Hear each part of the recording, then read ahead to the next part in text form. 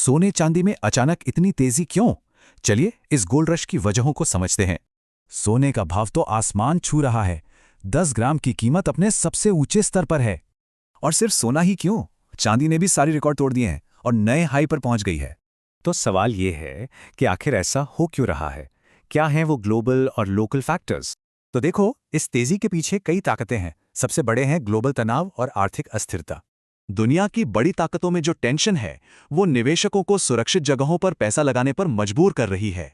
जब stock market में उथल पुथल होती है तो लोग सोने को ही सबसे सेफ ऑप्शन मानते हैं। और भारत में तो बात और भी है।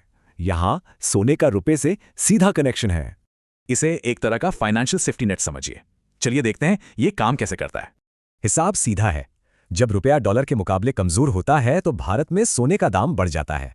सिर्फ हम आप ही नहीं, खुद आरबीआई भी देश की फाइनेंशियल स्टेबिलिटी के लिए सोने पर ही भरोसा करता है। तो सोने में निवेश कैसे करें? इसके कई तरीके हैं। 2 सबसे पॉपुलर ऑप्शंस को कंपेयर करते हैं। अब यहां पर बात इंटरेस्टिंग हो जाती है। जरा इनके खर्च और टैक्स बेनिफिट्स का अंतर देखिए। यानी गोल्ड बॉन्ड्स में दाम बढ़ने के अलावा आपको अलग से ब्याज का भी फायदा होता है। लेकिन फिजिकल गोल्ड की बात ही अलग है।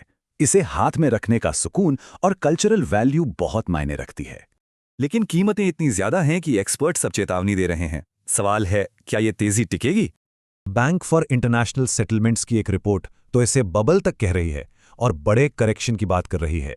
और जब रिटेल इन्वेस्टर्स की भीड़ किसी ट्रेंड के पीछे भागती है तो इसे अक्सर एक बबल का सिग्नल माना जाता है।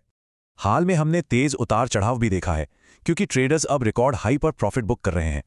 तो सवाल वही है, सोना एक सेफ हेवन है या बस एक बुलबुला? इसका जवाब तो शायद वक्त के पास ही है।